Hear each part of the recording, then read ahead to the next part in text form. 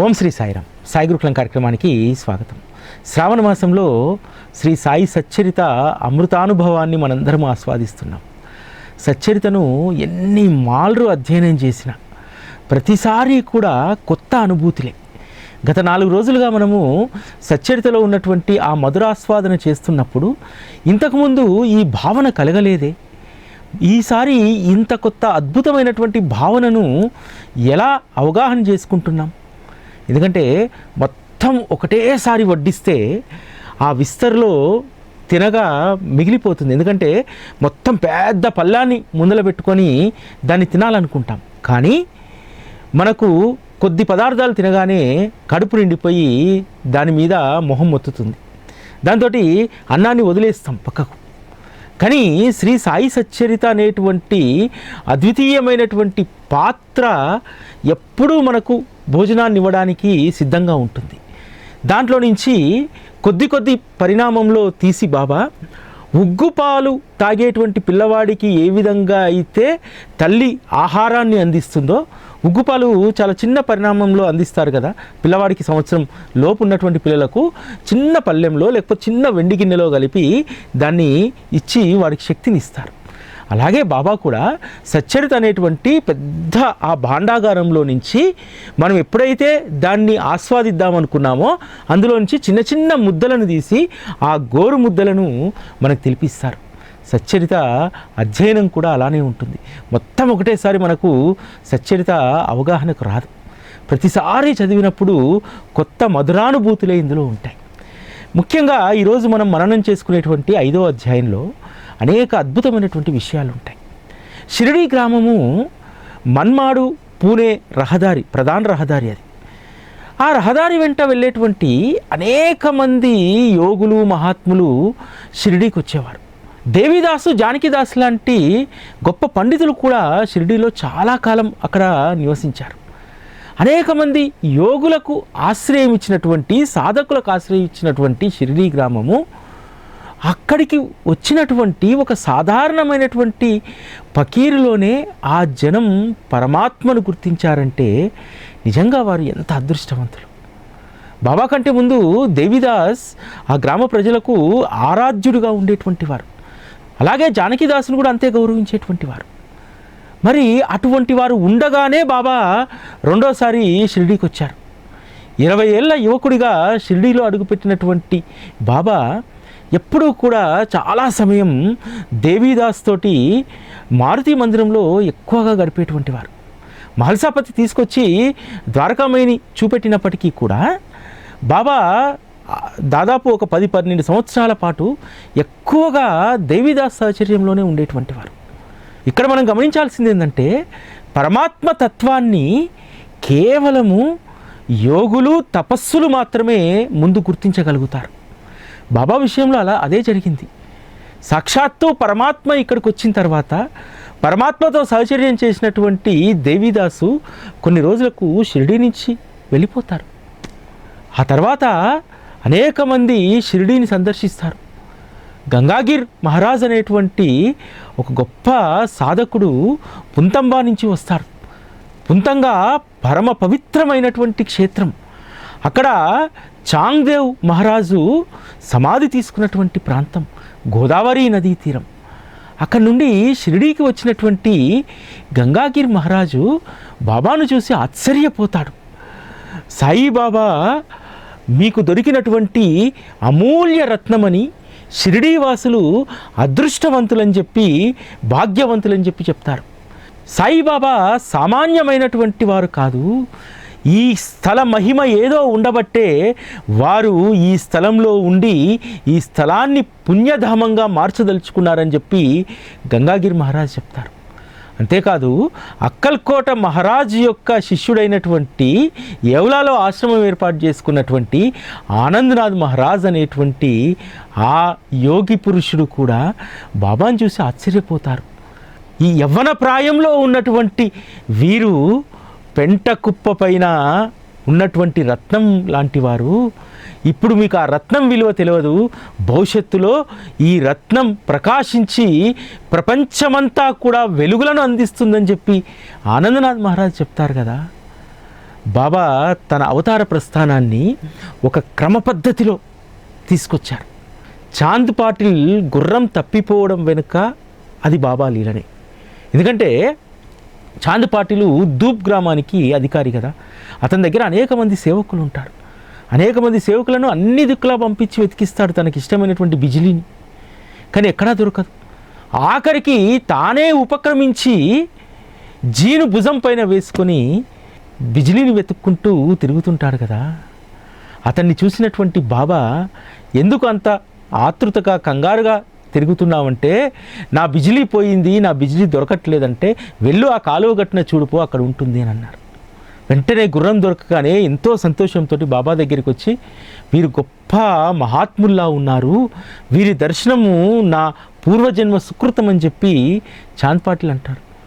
అప్పుడు బాబా కఫ్రీని ధరించి చేతిలో సటక పెట్టుకొని నీరు నిప్పును ఒకే ప్రదేశంలో సృష్టించడంతో చాంద్ పాటిల్ అవాక్కవుతారు. బాబా, మీరు మా ఇంటికి రండి, మా గృహాన్ని పావనం చెయ్యండి అని చెప్పి దూప్ గ్రామానికి తీసుకెళ్తారు. తీసుకెళ్ళిన తర్వాత అప్పటికే వారి మేనల్లుడి యొక్క వివాహం కుదురుతుంది. ఎక్కడ? షిరిడీలో. ఇదంతా చూడండి ఎంత ఇంటర్లింక్గా ఉంటుందో బాబా ప్రస్థానం. దూప్ గ్రామానికి వచ్చినటువంటి బాబా అక్కడే ఉండిపోవచ్చు, కానీ బాబా తన అవతార ప్రస్థానాన్ని ఎంత అద్భుతంగా రూపొందించుకున్నారో చూడండి.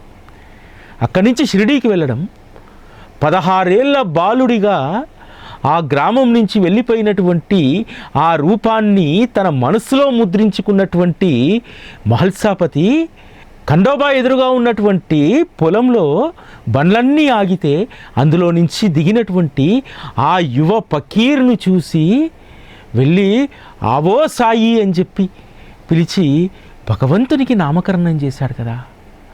ఈరోజు మనము ఎవరినో మహాత్ముని దర్శిస్తే తర్వాత 4 రోజులకు మర్చిపోతాం, కానీ మహల్సాపతికి ఎంత ప్రేమ కదా.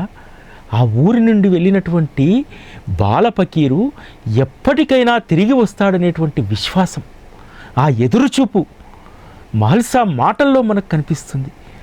ఆవో సాయి, ఆవో వచ్చావా దా అని చెప్పి ఎంత ప్రేమగా బాబాకు స్వాగతం పలుకుతాడు కదా.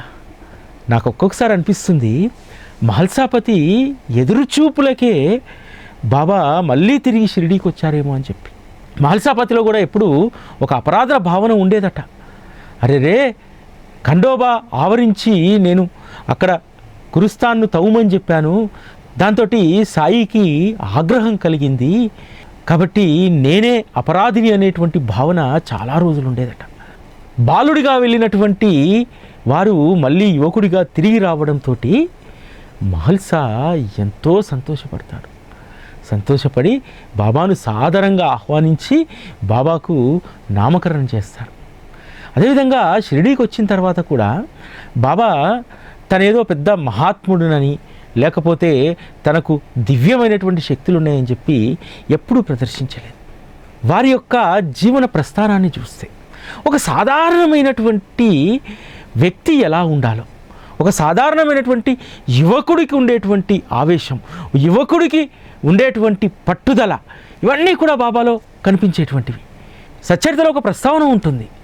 మొయినుద్దీన్ బాయి అనేటువంటి తమలపాకుల వ్యాపారి గొప్ప వస్తాదు. ఎప్పుడూ కూడా బాబా ఆ మొయినుద్దీన్ బాయి కుస్తీలు పట్టేటువంటి వారు.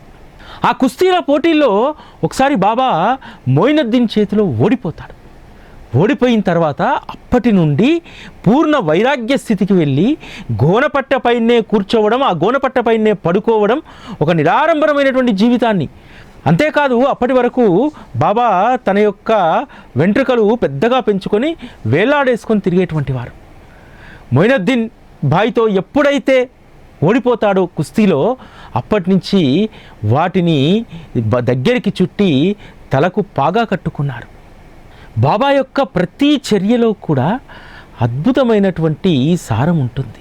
పెద్దవాళ్ళు చెప్తారు కదా, ఓడిపోయిన తర్వాత తత్వం బోధపడుతుందని. బాబా అలానే వ్యవహరించారు. ఇక నేను కుస్తీలో ఓడిపోయాను, ఇక నేను కుస్తీలు పట్టలేను, ఒక దగ్గర నేను కూర్చోవలసిందే అని చెప్పి బాబా ఒక సాధారణమైనటువంటి మానవుడిలాగా వారి చర్యలు ఉండేటువంటివి. అప్పటి నుండి వారు గోనపట్టనే ఆసనంగా చేసుకొని అక్కడ కూర్చుండిపోయారు. అలా అని బాబా ఊరికనే మసీదులో కూర్చోలేదు. ఊరిలో అపరిశుభ్రంగా ఉన్నటువంటి ఒక బంజరు భూమిని చదును చేసి రెహతాకు నీమ్గావుకు వెళ్ళి మొక్కలు తెచ్చి బంతి చామంతి మొక్కలను అక్కడ పెంచడం జరిగింది. ఈరోజు మనందరము చాలా గొప్పగా మాట్లాడతాం స్వచ్ఛ భారత్ గురించి, రకరకాలైనటువంటి ఈ పారిశుద్ధ్య కార్యక్రమాల గురించి మాట్లాడతాం. కానీ షిరిడీ గ్రామంలో పెద్ద డంపింగ్ భూమి అది, అంతా చెత్తా చెదారం అంతా అక్కడ తెచ్చిపోసేటువంటి వారు. దాన్ని అందమైనటువంటి స్థలంగా వారు తీర్చిదిద్దారు. దాంతో గ్రామస్తులకు కూడా ఆ ఉద్యానవనం పట్ల ప్రేమ పెరిగింది.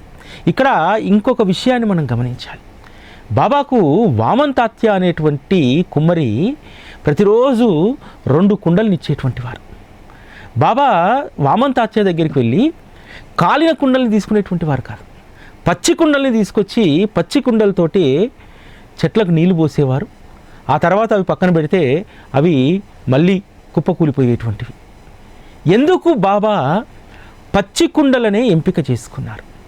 బాబాకు ప్రకృతి పైన ఉన్నటువంటి ప్రేమ ఇక్కడ మనకు కనిపిస్తుంది.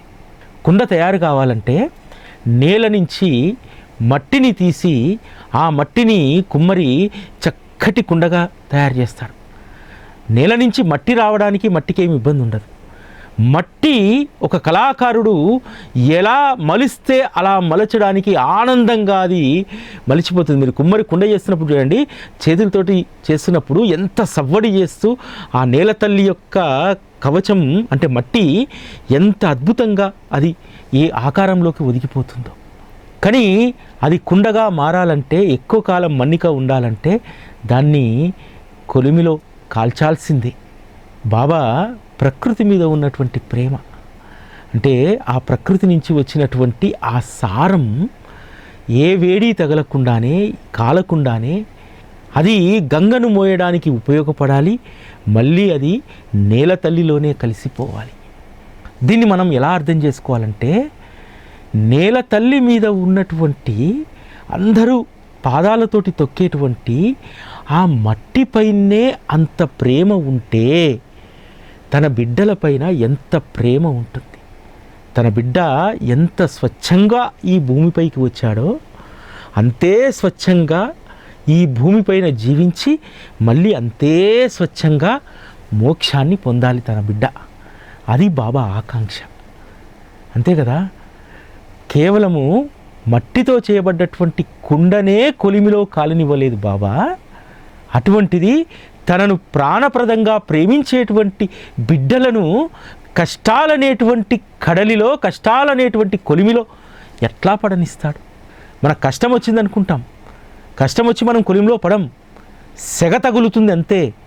ఆ సెగ తగులుతున్నప్పుడే బాబా వారి 2 హస్తాలతో మనల్ని తీసుకొచ్చి సాధారణమైనటువంటి శీతోష్ణ స్థితిలో కూర్చోబెడతాడు. అది బాబా దగ్గర ఉన్నటువంటి గొప్పతనం.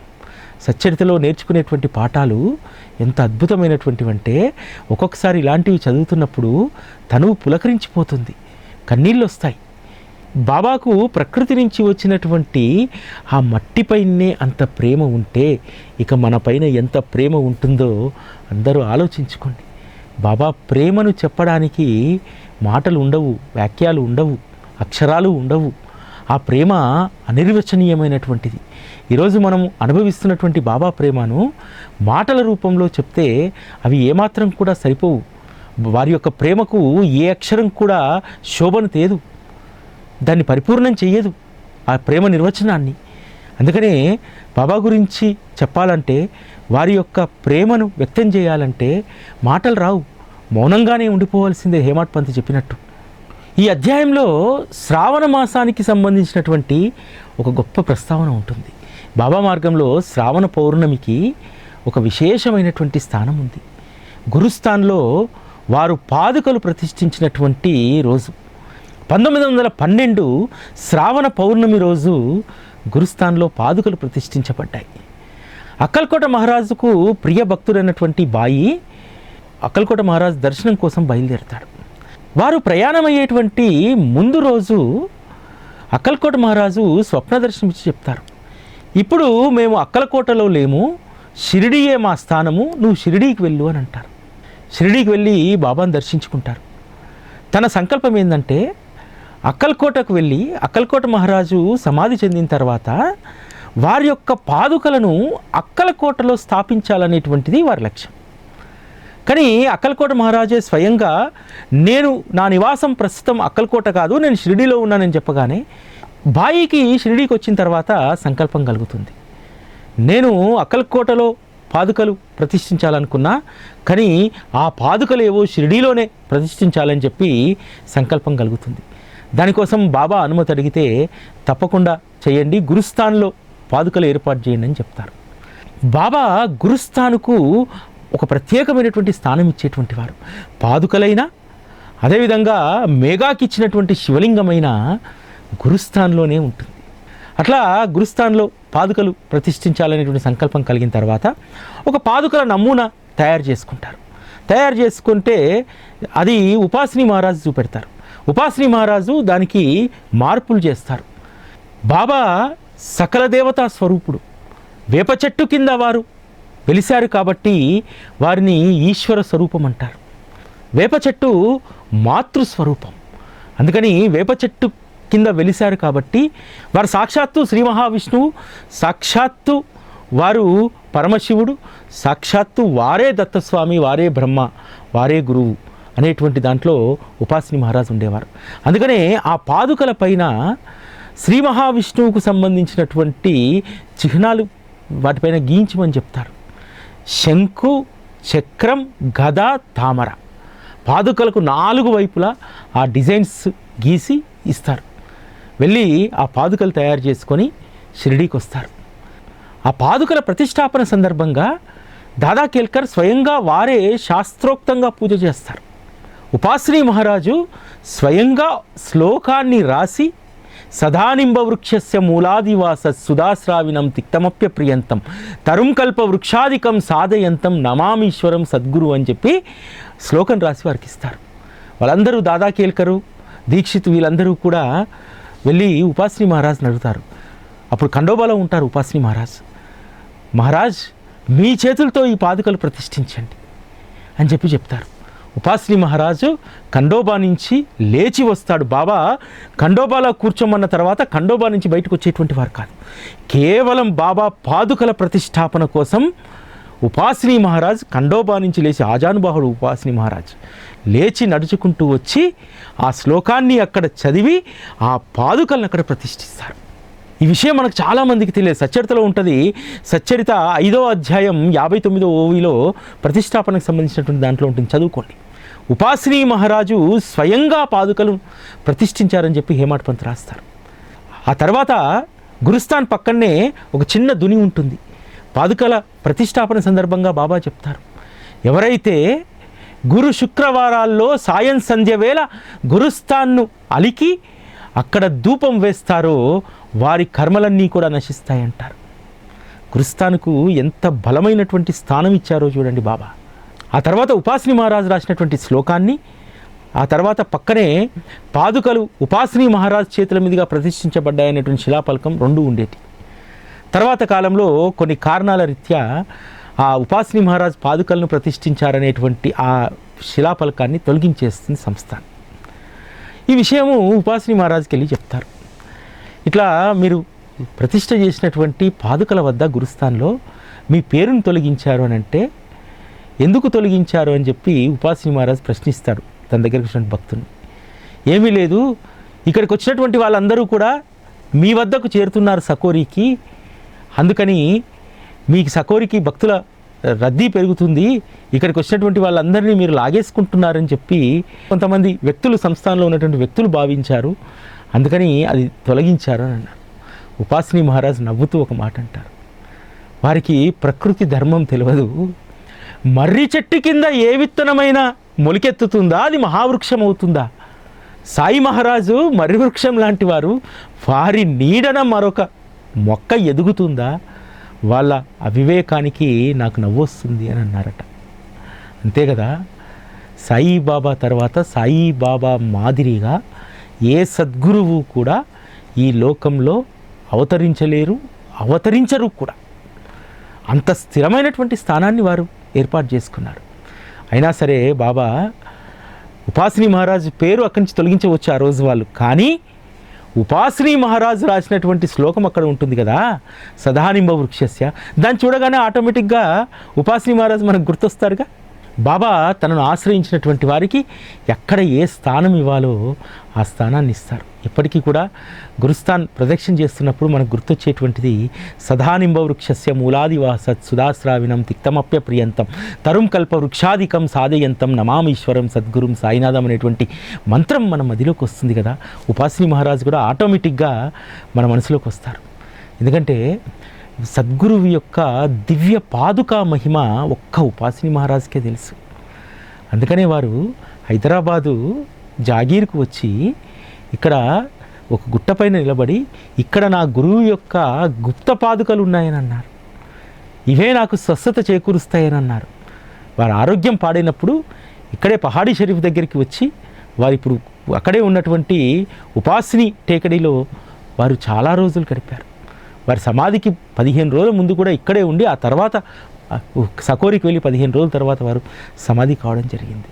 గురుస్థాన్లో పాదుకలు ప్రతిష్ఠించిన తర్వాతనే గురుస్థాన్ వద్ద భక్తుల రద్దీ పెరిగిందట. గురుస్థాన్ యొక్క విశిష్టత పెరిగిందట. ఈరోజు బాబా అటువంటి అరుదైనటువంటి అవకాశాన్ని సాయి టీవీకి ఇచ్చారు. సాయి టీవీ కూడా శ్రావణ పౌర్ణమి రోజే బాబా పాదుకలు ప్రతిష్ఠించినటువంటి రోజే ఇది ఆవిష్కృతమైంది. అందుకనే బాబా యొక్క ప్రేమతత్వాన్ని ఇంత మధురంగా మీ అందరికీ అందించగలుగుతుంది. బాబా వారి వైభవం ఎంత పెరిగితే వారు అంత అనుకోగా ఉండేటువంటి వారు. నీమ్గావ్కు చెందినటువంటి జమీందారు నానాసాహెబ్ డేంగ్లే తమ్ముడికి 2 వివాహాలు జరిగినా సరే సంతానం కలగలేదు. కేవలం బాబా అనుగ్రహంతో సంతానం కలగడంతో చుట్టుపక్కల గ్రామాల్లో అది విస్తృతంగా వ్యాపించింది. అంతేకాదు చిదంబర్ గాడ్గిల్ అనేటువంటి అహ్మద్నగర్ కలెక్టర్ కార్యదర్శిగా ఉంటారు. వారు బాబాను దర్శించి గొప్ప అనుభూతులు పొందిన తర్వాత అనేక మందికి లేఖలు రాస్తాడు. అందులో నానాసాహెబ్ చందోర్కర్ కూడా ఒకరు. నానాసాహెబ్ చందోర్కర్ రాస్తారు, మీరు తప్పకుండా దర్శించుకోవాల్సినటువంటి మహాత్ములు శ్రీ సాయిబాబా షిర్డీలో ఉన్నారని చెప్పి. ఈ విధంగా నానాసాహెబ్ చందోర్కరు అనేక మంది రావడంతో బాబా యొక్క కీర్తి నలుదిశలా వ్యాపించింది. అయినా సరే బాబా చర్యల్లో వారి యొక్క జీవన విధానంలో ఏమాత్రం మార్పు రాలేదు. ఇది మనందరం నేర్చుకోవాల్సినటువంటిది. మనము జీవితంలో కొంత ఎదిగిన తర్వాత, కొంత స్థాయికి పెరిగిన తర్వాత మన వేషధారణలో మార్పు వస్తుంది, మన యొక్క నడవడికలో మార్పు వస్తుంది, ప్రవర్తనలో మార్పు వస్తుంది, మన జీవన శైలి మారిపోతుంది. కానీ బాబా ఏమాత్రం కూడా తన జీవన విధానంలో, జీవన శైలిలో మార్పు అనేటువంటిది చేసుకోలేదు. తన కీర్తి ఎంత పెరిగితే ఇంకా అంత నిడారంభరమైనటువంటి జీవితాన్ని వారు గడిపారు. నిజంగా ఆ ద్వారకామయ్య ఎంత ఉండేది. 2 దూలాల మధ్యన చిన్న నింబారుకు వెళ్ళేటువంటి స్థలం. ఇటు పక్కన బాబా కూర్చునేటువంటి వారు, ఎదురుగా దుని ఉండేది. చాలా ఇరుకైనటువంటి ప్రదేశం. 1912 తర్వాత దాన్ని తాపడం చేసి సభామండపం నిర్మిస్తే కొంత అది ద్వారకామయ్య విశాలమైంది. కానీ అసలు అది ఎంత 4 కూర్చోవడానికే ఇరుగ్గా ఉండేది. కానీ పుష్పక విమానం వలె ఆ ద్వారకామయ్య ఎప్పుడూ కూడా కిక్కిరిసి ఉండేదట, చిన్నగా ఉన్నప్పుడు కూడా. అదేవిధంగా బాబా ఎప్పుడూ కూడా గోనెపట్టనే అంటుపెట్టుకొని ఉన్నాడు. ఇతర ఏదాన్ని కూడా వారు అంటుకోలేదు. ఆ గోనెపట్టె పైన కూర్చొని దక్షిణముఖంగా ఉన్నటువంటి దునిని తదేకంగా చూస్తుండేటువంటి వారు. చాలామందికి మనకు తెలుసు, బాబా భక్తుల యొక్క కర్మలను కాల్చడానికి ఆ దునిని వెలిగించాడు. ఆ దుని నుంచి వచ్చినటువంటి విభూతి ద్వారా భక్తులకు అనేక లీలలు మేలు చేయడానికి ఆ ఊదిని ఇచ్చేటువంటి వారని చెప్పి సాయి సచ్చరితలో హేమాడ్ పంతు దునికి సంబంధించినటువంటి విశిష్టతను ఎంత అద్భుతంగా రాస్తారంటే, శ్రీ సాయిబాబా వాసనా సహితంగా అహంకారాన్ని, నానావిధ వృత్తులను, ప్రపంచ ప్రవృత్తులను, ముక్తి ప్రయుక్తులను సమగ్రంగా దునిలో ఆహుతి చేసేశారు. వారికి ఉండేటువంటి అన్ని రకాలైనటువంటి ప్రవృత్తులను దునికి ఆహుతి చేసేశారట. ఆ ప్రజ్వలమైన అగ్నిగుండంలో జ్ఞానాభిమానం అనేటువంటి సమిధలను వారు పేర్చారు. వారి నోట ఎల్లప్పుడూ భగవన్నామస్మరణ ఉచ్చారణ మాత్రమే ఉండేది. అలా వారి పతాకం ఎప్పుడూ కూడా ఎగురుతూనే ఉండేది. అంటే దుని ఎందుకు బాబా ప్రజ్వలింపజేశారు? వారు ఆ దునిలో పేల్చినటువంటివి కట్టెలు కాదు, జ్ఞానాభిమానం అనేటువంటి సమిధలను వారు అక్కడ పేర్చడం జరిగింది. దుని పట్ల బాబాకు ఎంత ప్రేమ అంటే అది అఖండంగా ప్రజ్వలించడానికి ఎప్పుడూ తమ దృష్టి దానిపైనే ఉంచేటువంటి వారు. అందుకనే ఈరోజు అది కర్మలు కాల్చేటువంటి కర్మాగారంగా మారింది. ఆ దుని నుంచి వచ్చినటువంటి ఔషధం, ఆ ఊది అనేటువంటి ఔషధం అనేక భవరోగాలకు అది నివారణ ఔషధంగా అది పనిచేస్తుంది. ఎందుకు అంత మహత్తు? ఎందుకు దానికి? బాబా ద్వారకామయిలో ఉన్నన్ని రోజులు కూడా వారి దృష్టి ఎంతమంది భక్తులు వచ్చి అక్కడ కూర్చున్నా భక్తులపైన ఉండేది కాదు. వారి దృష్టి ఎప్పుడూ సమంగా దునిపైనే ఉండేటువంటిది. ఎవరు ఏది చెప్పినా దాన్ని విని వారికి ప్రత్యుత్తరం ఇచ్చేవారు తప్ప వారి వైపు వారి దృష్టిని మరలించేటువంటి వారు కాదట. తదేకంగా అదే ధ్యాసతోటి దుని వైపు మాత్రమే బాబా చూస్తుండేటువంటి వారు. ఈ అధ్యాయంలో ప్రస్తావించినటువంటి కొన్ని ప్రస్తావనలు మన యొక్క అహంభావ అహంకారాలను పూర్తిగా తొలగించేస్తాయి. బాబాకు దీపోత్సవం అంటే చాలా ఇష్టం. ప్రతిరోజు కూడా బాబా అక్కడ ఉన్నటువంటి చీకిపోయినటువంటి గుడ్డలను తీసి ఒత్తులుగా మలుస్తారు. ఇక్కడ మనం గుర్తుపెట్టుకోవాల్సింది ఏంటంటే అందుబాటులో ఉన్నటువంటి ప్రతి దానిని ఎట్లా సద్వినియోగం చేయాలనేటువంటిది బాబాకు బాగా తెలుసు. మనము చాలా వస్తువులు మన దగ్గర ఉంటాయి, వాటిని మనం సద్వినియోగం చేయకపోగా ఇంకో కొత్త దాన్ని కోరుకుంటాం. కానీ బాబా మాత్రము ద్వారకామయిలో అందుబాటులో ఉన్నటువంటి ప్రతి దానిని ఉపయోగించేటువంటి వారు. పల్లెటూరే కదా, అక్కడ కూడా పత్తి పండిస్తారు కదా, ఎవరన్నా అడిగితే పత్తి తెచ్చిపెట్టరా ఒత్తులు చేసుకోవడానికి? లేదు. బాబా చిరిగిపోయినటువంటి తన కఫ్నీ గుడ్డ నుంచో తన దగ్గర ఉన్నటువంటి చిరిగిపోయినటువంటి వస్త్రాల నుంచో తీసి దాన్ని ఒత్తిగా చేసేటువంటి వారట. ఆ తర్వాత వర్తకుల వద్దకు వెళ్ళి నూనెని తీసుకొచ్చేటువంటి వారు. ఇలా జరుగుతున్నటువంటి క్రమంలో ఒకేసారి వ్యాపారులకు దుర్బుద్ధి కలుగుతుంది. ఏం దుర్బుద్ధి? బాబా ఒక ఫకీరు మన హిందూ సాంప్రదాయంలో వెలిగించేటువంటి దీపాలు అక్కడ ఉన్నటువంటి మసీదులో వెలిగిస్తున్నాడు, మనం ఆ నూనె ఇస్తే మనకు పాపం కలుగుతుందని చెప్పి ఒక్కడు ప్రచారం చేస్తాడు. అది ఊర్లో ఉన్నటువంటి సేట్లందరికీ అందుతుంది. దాంతో ఎందుకులే ఈ పాపం నేను అంటగట్టుకోవాలని చెప్పి అందరూ కూడా ఈరోజు నూనె లేదు బాబా అని చెప్తారు. అనగానే బాబా ఏమంటాడు? ఆగ్రహించలేదు. నీకు భగవంతుడు మేలు చేయుగాక అని చెప్పి దీవిస్తాడు. ఇక్కడ మనం గుర్తుపెట్టుకోవాల్సింది ఏంటంటే బాబాను ప్రేమించే వాళ్ళను, బాబాను ద్వేషించే వాళ్ళను ఇద్దరినీ కూడా బాబా ఇలానే దీవిస్తాడు. నీకు భగవంతుడు మేలు చేయి కాక. బాగా ప్రేమించేటువంటి వాళ్లకు ఇంకా భగవంతుడి యొక్క కృప దొరకాలని ఆశీర్వదిస్తాడు. ద్వేషించేటువంటి వాళ్లకు మీకు భగవంతుని కృప దొరికి భగవంతుని చూసేటువంటి అదృష్టం రావాలని చెప్పి ఆశీర్వదిస్తాడు. ఇట్లా ఇద్దరిని సమానంగా ఆశీర్వదించేటువంటి సద్గురువు ఎవ్వరూ ఉండరు. అట్లా నూనె ఇవ్వలేదు. ఇవ్వకపోతే బాబా నీటితో దీపాలను వెలిగించాడు కదా, అవి చూసి ఆశ్చర్యపోయారు కదా. ఇక్కడ మనందరం గుర్తుపెట్టుకోవాల్సింది ఏంటంటే బాబా దగ్గర మనము చెల్లని పైసలుగా ఉందామా, చెల్లే పైసలుగా ఉందామా? గుర్తుపెట్టుకోవాలి బాగా, ఈ పదాన్ని బాగా గుర్తుపెట్టుకోండి. బాబా దగ్గరికి మనం ఇచ్చినటువంటి డబ్బు అది చెల్లుబాటు అయిందనడానికి ప్రామాణికం ఏమిటో తెలుసా? బాబా సేవకు మనం ఇచ్చినటువంటి డబ్బును గుణించకూడదు, లెక్క పెట్టుకోకూడదు. ఎవరైతే బాబాకి ఇచ్చినటువంటి దాన్ని బాబాకే సమర్పణ అనేటువంటి భావంతో ఉంటారో, లెక్క పెట్టుకోరో, అటువంటి వారి పైసా వారి దగ్గర చెల్లుతుంది. ఎవరైతే నేను ఇంత ఇద్దామనుకున్నాను, ఇంత ఇస్తున్నాను అని చెప్పి అనుకుంటారో, ఇప్పటి వరకు ఇంత ఇచ్చానని చెప్పి లెక్కలు పెట్టుకుంటారో, అటువంటి వారి డబ్బు బాబా దగ్గర చెల్లని పైసా. ఇప్పుడు అంతే కదా, నూనె వ్యాపారులు ఇచ్చారు, మొదట ఏ స్వార్థం లేకుండా ఇచ్చారు. ఒక్కసారి మనసులోకి దురాలోచన రాగానే వారు ఇచ్చినటువంటి దాన్ని లెక్కించుకున్నారు. ఇన్ని రోజులు వర్తకులు బాబా పైన ప్రేమతో ఇచ్చినా సరే వారి మనసుల్లోకి రాగానే ఏంటి, మనం ఇస్తేనే బాబా దీపాలు వెలిగించగలుగుతాడు, ఇప్పటి వరకు మనం ఇంత నూనె ఇచ్చి పాపాన్ని మూట కట్టుకున్నాం అనేటువంటి భావన వచ్చింది కదా. అన్ని రోజులు ఇచ్చినటువంటి తైలం సేవ చెల్లనట్టే కదా. అక్కడ బాగా గుర్తుపెట్టుకోవాలి మనందరి జీవితంలో.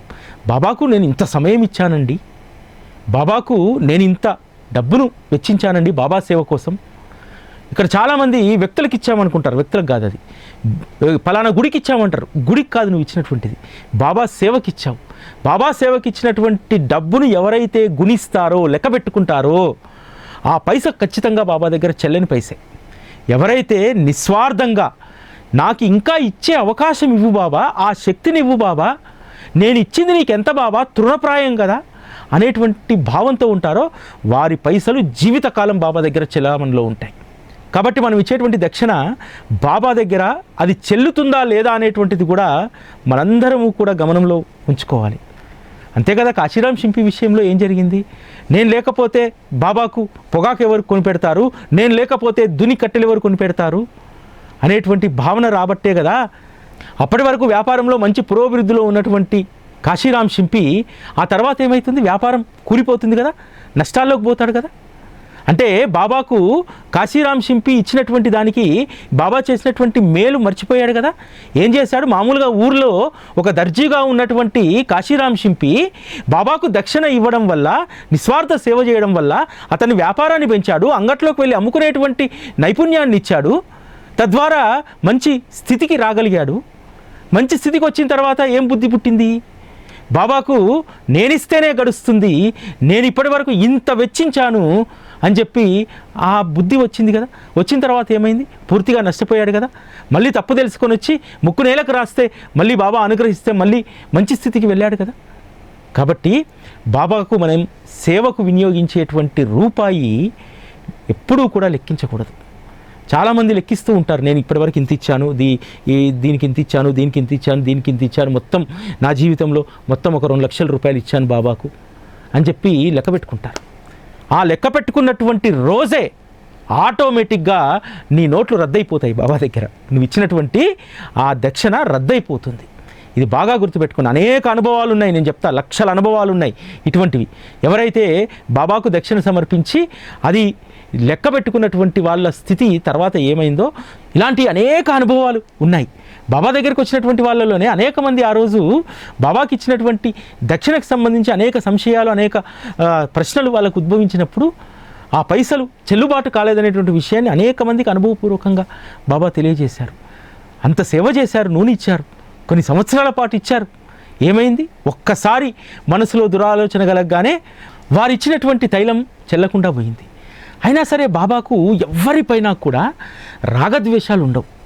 బాబా ఎప్పుడూ కూడా మన ప్రవర్తనను, మన నిర్ణయాలను ప్రేక్షక పాత్ర వహిస్తూ చూస్తూ కూర్చుంటాడు.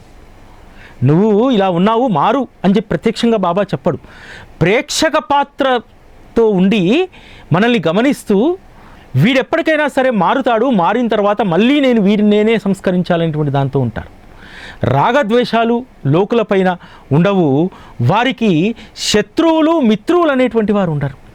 నూనె వ్యాపారులు మళ్ళీ వచ్చి క్షమాపణ చెప్పి ప్రతిరోజు నూనె ఇస్తామంటే తప్పకుండా అని చెప్పి అన్నాడు. మీరు ఇవ్వలేదు కాబట్టి నేను రోజు ఇదే విధంగా నీళ్ళతో వెలిగిస్తా అని చెప్పి అనలేదు. బాబా ఎప్పుడు కూడా ప్రాక్టికాలిటీకి విరుద్ధంగా ఏది చేయడు. మళ్ళీ తెల్లారి నుంచి నూనె తెచ్చాడు, వ్యాపారులు ఇచ్చారు, మళ్ళీ దీపాలు వెలిగించారు. అంతకుముందు ఇచ్చినటువంటి ఆ తైలమంతా కూడా చెల్లబాటు కాకుండా పోయింది. తర్వాత వారు మనసులో మార్పు వచ్చిన తర్వాత ఇచ్చినటువంటి తైలం మాత్రమే చెల్లుబాటు అయింది. కాబట్టి బాబా వద్ద మనం ఎలా ఉండాలనేటువంటిది కూడా శ్రీ సాయి సచ్చరిత మనకు నేర్పిస్తుంది. ఇక్కడ ఒక కపట గురువు యొక్క ప్రస్తావన ఈ అధ్యాయంలో ఉంటుంది. మనందరం కూడా ఏమనుకుంటాం, ఒక కపట గురువు వచ్చాడు, బాబా తన శిష్యుడు అనుకున్నాడు, బాబా కూడా అతని వెంట వెళ్ళాడు అని చెప్పి. ఇక్కడ మనం అర్థం చేసుకోవాల్సింది ఏంటంటే బాబా యొక్క సున్నితత్వం, వారి యొక్క సున్నితమైనటువంటి మనస్సు. జవహర్ అలీ ఎక్కడికి వస్తాడు, రెహతాకు వస్తాడు కదా. రెహతాకు వచ్చి వీరభద్రస్వామి గుడి పక్కన ఈద్గా కట్టాలని చెప్పి నిర్ణయిస్తే గ్రామస్తులందరూ వ్యతిరేకించి అక్కడి నుంచి గెంటేస్తే ఎక్కడికి వెళ్ళలేక షిరిడీకి వస్తాడు. షిరిడీకి వస్తే అందరినీ ఆదరించినట్టే మాల్సాపతి, అప్ప వీళ్ళందరూ కూడా జవహర్ అలీని ఆదరిస్తాడు. ఆదరిస్తే జవహర్ అలీ కొంత పైకి వెళ్ళి వీళ్ళందరూ నన్ను గౌరవిస్తున్నారు, నాకంటే ఎక్కువగా ఈ సాయిబాబా అనేట ఆయనను గౌరవిస్తున్నారు, కాబట్టి ఉన్నతమైనటువంటి గౌరవం ఫస్ట్ ప్రియారిటీ నాకే ఉండాలని చెప్పి ఒకరోజు అనేస్తాడు. ఇక్కడ ఉన్నటువంటి సాయిబాబా ఎవరయ్యా, నా దగ్గర శిష్యరికం చేసి ఇక్కడికి వచ్చి ఇక్కడ కూర్చున్నాడు, అతను నా శిష్యుడే అని అంటాడు. ఆ విషయం బాబా దగ్గరికి వచ్చి చెప్పగానే సరే ఆయన పెద్దవారు మన గురువు, తప్పకుండా ఆయనకు నేను శిష్యుణ్ణే అని అంటాడు. ఎందుకన్నాడు బాబా? ఆశ్రయం కోల్పోయి షిరిడీకి వస్తే ఇక్కడ కూడా అతను కపట మనిషి, దురుద్దేశాలు కలిగినటువంటి వాడు, అతనికి నేను శిష్యుని ఎందుకు అవుతానని చెప్పి బాబా చెప్తే ఇక్కడి నుండి కూడా షిరిడీ గ్రామస్తులు పంపించేస్తారు, తరిమేస్తారు. కాబట్టి ఏ ఆశ్రయము లేనటువంటి వాడు ఏదో భగవంతుని సేవలో ఉన్నాడు, చక్కగా ఖురాన్ కంఠస్థ చదువుతాడు, భగవంతుని పైన ప్రేమ ఉంది కదా, ఏం పోతుందిలే, నేను ఆయనకు శిష్యుని అని చెప్తే ఒప్పుకుంటే ఏం పోతుందిలే అని చెప్పి ఒప్పుకుంటాడు. ఎందుకు బాబా జవహర్ అలీకి శిష్యుని అని చెప్పి ఒప్పుకున్నారో అర్థమైంది కదా. ఒక సున్నితమైనటువంటి మనస్సు. ఏ ఊరికి పోయినా ఇంకా జవహర్ అలీని రానియరు, ఎవరూ చేరదీయరు, అనవసరంగా ఈ రోడ్లపైన తిరుగుతూ ఉండాలి. అందుకని కాస్త అతని గౌరవం పెంచి అతనికి కొన్ని రోజులు ఇక్కడ ఆశ్రయం కల్పించడానికి బాబా ఒప్పుకున్నారు. అంత సున్నితమైనటువంటి మనస్కులు. ఆ తర్వాత జరిగినటువంటి సంఘటనలన్నీ కూడా బాబా నాటకీయంగా అద్భుతంగా మలుస్తారు. జవహర్ అలీతో పాటు రైతాకు వెళ్ళడం, అక్కడ సేవ చేయడం, అది మహల్సాపతి లాంటి వాళ్ళకు నచ్చకపోవడం, బాబాను తీసుకురావడానికి వెళ్తే జవహర్ అలీ ఆగ్రహించడం, నేను ఎక్కడుంటే నా శిష్యుడు అక్కడే ఉండాలని అంటే, సరే మీరే వచ్చేసేయండి, మిమ్మల్ని బాబా కంటే ఎక్కువ గౌరవించి చూస్తామంటే అప్పుడు జవహర్ అలీ రావడం, దేవిదాస్ దగ్గరికి తీసుకెళ్ళడం, పరీక్ష పెట్టడం, అందులో ఓడిపోవడం, ఇదంతా కూడా బాబా ఆడినటువంటి అద్భుతమైనటువంటి జగన్నాటకం ఇదంతా కూడా. ఆ తర్వాత జవహర్ అలీ చేతులు జోడించి బాబాకు నమస్కరించి అక్కడి నుంచి వెళ్ళిపోతారు. ఎందుకంటే ఇమీడియట్లీ షిరిడి నుంచి పంపించేస్తే ఎక్కడ ఉండాలి, ఏడ ఉండాలో తెలియదు. అందుకోసమే బాబా కొన్ని రోజులు జవహర్ అలీని తన వద్ద ఉంచుకోవడానికి, సత్యాన్ని బోధించడానికి జవహర్ అలీకి శిష్యుడిగా వ్యవహరించడం జరిగింది. మనకు మామూలుగా ఎవరైనా సరే మనల్ని వీడు అసలు ఇతనికి ఏం పని వచ్చండి, వీడు నా దగ్గరే నేర్చుకున్నాడు, వీనికి నేను భిక్ష పెట్టాను అని అంటే ఎంత కోపం వస్తుంది మనకు. సాక్షాత్తు పరమాత్మ సద్గురువుని పెట్టుకొని ఇతడు నా శిష్యుడు అంటే సాధారణంగా బాబాకు కోపం రావాలి కదా, కోపం రాలే, జాలేసింది. నేను గనక నీకు శిష్యుడిగా ఒప్పుకోకపోతే నిన్ను ఇక్కడి నుంచి తన్ని తరిమేస్తారు, ఆశ్రయం ఉండదు, సరే కొన్ని రోజులు ఉందులే ఇక్కడే అని చెప్పి ఆ విధంగా జవహర్ అలీకి కొన్ని రోజులు ఆశ్రయం కల్పించడానికి బాబా ఆ విధంగా ఒప్పుకుంటారు. జవహర్ అలీ సంఘటనకు సంబంధించి బాబా చెప్పినటువంటి ఒక మాట మనం ఎప్పటికీ గుర్తుపెట్టుకోవాలి. మనం ఎవరికి సంబంధించిన వారమైనా కావచ్చు, లేదా ఎవరినైనా మనవారిని చేసుకోవచ్చు, దీనికంటే వేరుగా ఉండడం అనేటువంటిది మంచిది కాదు. ఎవరినైనా సరే మనవారిగా భావించుకోవడం అనేటువంటిది అత్యుత్తమమైనటువంటి లక్షణం అనేటువంటిది బాబా చెప్పినటువంటి విషయం. నేను ఫలానా వ్యక్తికి సంబంధించినటువంటి వారిని మాత్రమే నేను ఆదరిస్తానని కాదు. మనం ఎవరి వారమైనా కావచ్చు, కానీ ఎవరినైనా మన వారిగా చేసుకోవచ్చు. ఈ ఒక్క విషయాన్ని గుర్తుపెట్టుకోండి. తత్వం బోధపడుతుంది. బాబా యొక్క రమ్యమైనటువంటి కథలు వింటూ ఉంటే ఇంకా ఇంకా ఇంకా వినాలనిపిస్తుంది. కానీ ఒకేసారి పళ్ళెం నిండా పెడితే అది మనకు మొహం మొత్తుతుంది. కాబట్టి ఈరోజుకు ఇక్కడితో సమాప్తి చేసుకుందాం. అదేవిధంగా సాయి టీవీ 9వ వార్షికోత్సవం నాకు కొంచెం పదే పదే మీకు విజ్ఞప్తి చేయాలంటే నాకు కొంచెం ఇబ్బందికరంగా ఉంది. దయచేసి మీరందరూ అర్థం చేసుకోండి. సాయి టీవీ 9 ఏళ్ళుగా బాబా విజయవంతంగా దీని ప్రస్థానాన్ని కొనసాగిస్తున్నారు. వారి యొక్క కృపా కరుణ ఎప్పటికీ మన పైన ఉంటుంది. కానీ 9 సంవత్సరాలుగా మీతో పాటు ఈ సాయి టీవీ ఇక్కడ ప్రసారం కావడానికి నిజంగా ఇక్కడ ఉన్నటువంటి ఎక్విప్మెంటు ఎంత సహనంతో ఉందంటే, ఈరోజు ఈ కార్యక్రమాన్ని రికార్డ్ చేస్తున్నటువంటి కెమెరా 10 సంవత్సరాల క్రితం కొన్నటువంటిది. నిజంగా కెమెరా లైఫ్ ఒక 5-6 సంవత్సరాల కంటే ఎక్కువగా ఉండదు. ఆ లైఫ్ ఇప్పటి వరకు కొనసాగిందంటే, అదేవిధంగా మన బ్రాడ్కాస్టింగ్కి సంబంధించిన ఎక్విప్మెంట్ కూడా ఎక్కడైనా 5 సంవత్సరాలు. ఇంకొక విషయం ఏమిటంటే, బాబా లీలా మేము ఏ దానికి కూడా ఏఎంసీ యాన్యువల్ మెయింటెనెన్స్ ఛార్జెస్ దేనికి కట్టలేదు. అయినా సరే ఏ రోజు కూడా అవి మొరాయించలేదు. కానీ వాటి ఆయుష్ కూడా ఇప్పుడు చివరికి వచ్చింది. కాబట్టి ఈ 9వ వార్షికోత్సవం సందర్భంగా మన సాయి టీవీని కొంచెము రీవ్యాంప్ చేసుకోవాల్సినటువంటి అవసరం ఉంది టెక్నికల్గా. దానికి సంబంధించి మీ శక్తి మేరకు ఈ సాయి టీవీ అనేటువంటి అద్భుతమైనటువంటి వ్యవస్థ రీవ్యాంప్ కోసం మీ సహకారాన్ని అందించండి. అది నేను ఇంత అని చెప్పను, ఎందుకంటే ఇంత అని చెప్తే అందరికీ అది సాధ్యం కాకపోవచ్చు. కాకపోతే తలా ఒక 5,116 నుంచి మొదలు పెట్టుకుంటే 200-300 మంది కలిస్తే కొంచెం రీవ్యాంప్ అనేటువంటిది చాలా సులువుగా జరుగుతుంది. లేదు అంతమంది మనకు అసాధ్యం అనుకుంటే కనీసం ఒక 11,000 ఇచ్చేటువంటి వాళ్ళు ఒక 50 మందో 60 మందో ముందుకొస్తే కాస్త త్వరగా దానికి కావాల్సినటువంటి వనరులను మనం సమకూర్చుకుంటాం. అదేవిధంగా సాయి టీవీ 9వ వార్షికోత్సవం సందర్భంగా శ్రావణ మాసంలో చేపట్టినటువంటి పుణ్యకార్యాల్లో పాల్గొంటే మీరు ఇచ్చేటువంటి దక్షిణ కొంత సాయి టీవీకి ఉపయోగపడుతుంది. పుట్టినరోజు కానుకనుకోండి దీన్ని. ఇన్ని రోజులుగా మనకు బాబా అందిస్తున్నటువంటి మధుర ఆస్వాదనకు కృతజ్ఞతగా దీన్ని భావించండి. ఓం శ్రీ సాయిరాం.